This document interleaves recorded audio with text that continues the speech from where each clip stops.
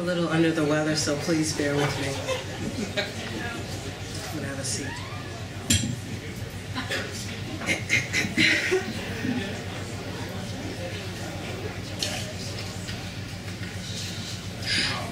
Eddie and I forged a brief and tumultuous friendship around a mutual despicability, which is to say, no one else cared to spend much time with either of us. So we begrudgingly spent our time together. It was the summer of 2002, and Eddie had just moved to San Antonio from his parents' home in India.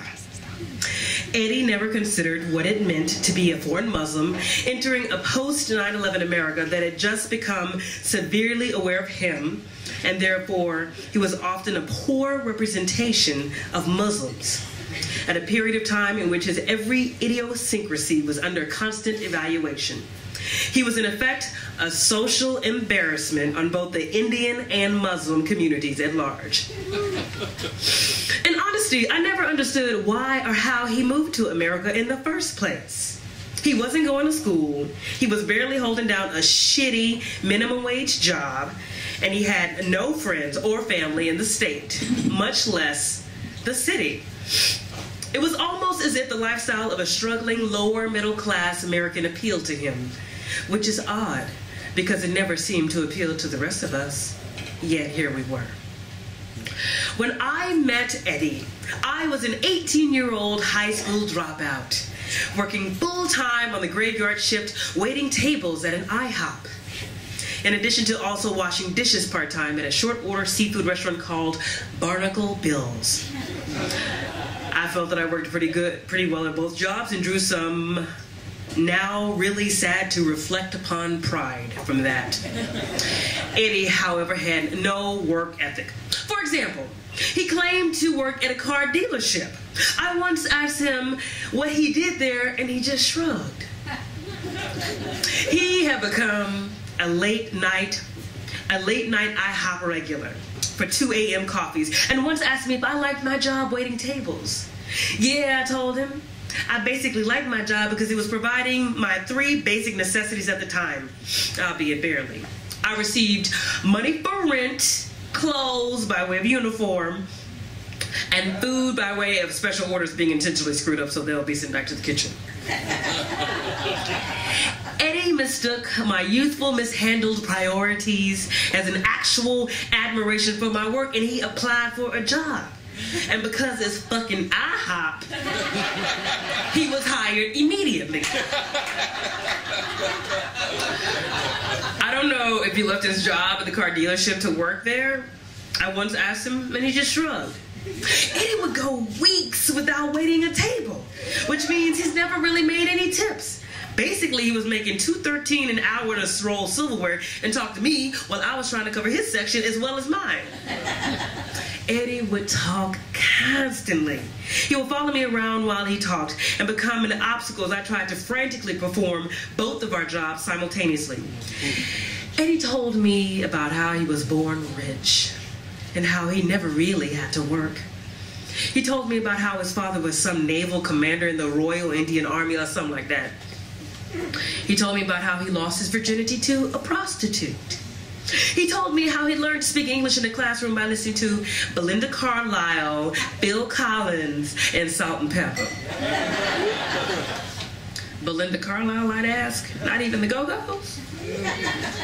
Eddie had never even heard of the Go-Go's. Eddie came from a totally different world and couldn't pick up on the subtleties of American sarcasm. This made him gullible and easily influenced. For example, he loved rap music, and he would try to mimic aspects of its culture. He regularly wore a North Carolina Tar Heels hat because he liked the color scheme, and would get upset if someone assumed he was an actual fan of the team. He would occasionally refer to women as bitches, and often take offense if he were called out on it. The best thing, though, about Eddie was that he never pretended to care about anyone else. He was entirely self-absorbed and narcissistic, as if he had become convinced long ago that everyone else in his life was simply there for entertainment at his whimsy. So one day, I'm working my part-time busboy job Barnacle Bills. I'm carrying a stack of freshly washed dishes to the kitchen just as my manager angrily storms out of the walk-in refrigerator, flinging the door open. The door smashes into my foot, causing me to slip backwards violently and come crashing down on my ass with a stack of dishes falling both around me and on top of me, many breaking. After an initial moment of shock, I realized that my left index finger had been badly cut by one of the broken dishes to where I could see bone. My manager, the asshole in all of this, becomes wildly apologetic out of fear of litigation and insists that he can take me to the clinic that handles their worker comp claims. I decline and convince him that I will bleed all over his car interior should he drive me. So I'm allowed to drive myself. Instead, however, I drive home and never contact Barnacle Bills again. See, I was intimidated by hospitals. I had never watched ER or Chicago Hope or Scrubs. But the commercials I'd seen had made hospitals look either very serious or not serious enough. So,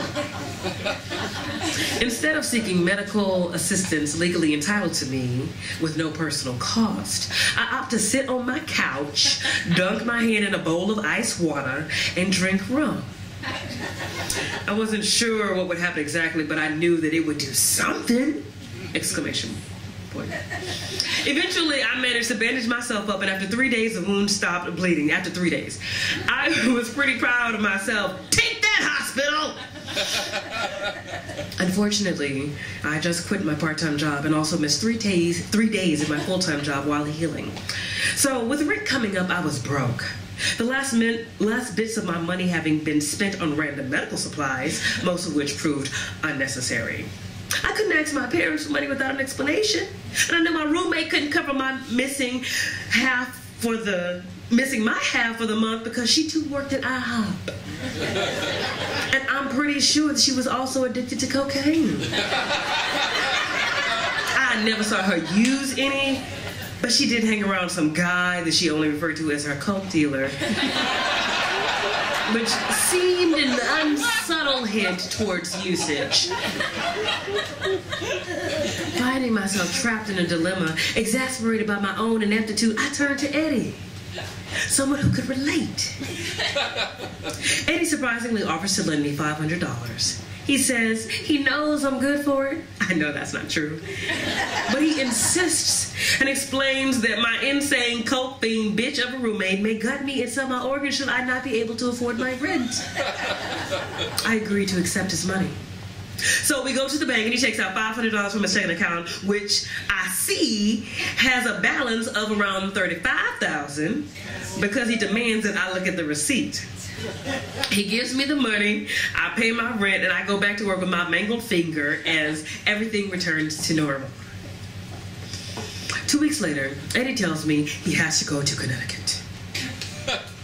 He already has a plane ticket, is leaving in the morning. He needs me to give him a ride to the airport. He also needs me to help strip down and abandon his car. Indebted to him, I agree, absolutely. Eddie insists that the strip down is a 3-man operation and enlists the help of some short guy with tattoos that always wears a tank top and dates Jenny, a stripper that we all know as a regular late night, as a regular late night customer at IHOP. I never bothered to remember his name, but it was never really important in the first place. Before long, Eddie and Tank Top Guy are driving ahead in Eddie's car, leading me through tree-lined roads in a part of the city that I had never seen before as I follow closely in my car. It's dark, and the roads are lit. We eventually ride to a temple of some sort. The parking lot is empty. We get out, and Eddie pops the trunk. The stripper's boyfriend and I are given a crowbar and told to strip all the decals or identifying markings off of his early 90s Oldsmobile. We don't know what we're doing, so we just fuck the car up a bunch. It starts productively by scratching out the VIN number, but rapidly devolves into smashing the headlights in the window. I'd be holding back the truth if I didn't say the unbridled carnage had actually jacked me up a little bit. Then Eddie cleaned the trunk out of anything personal and gifted everything he had to the two of us. I scored the highly coveted Tar Heels cap, the aluminum baseball bat, And the tattoo guy got the mystery box that Eddie described as bomb stuff.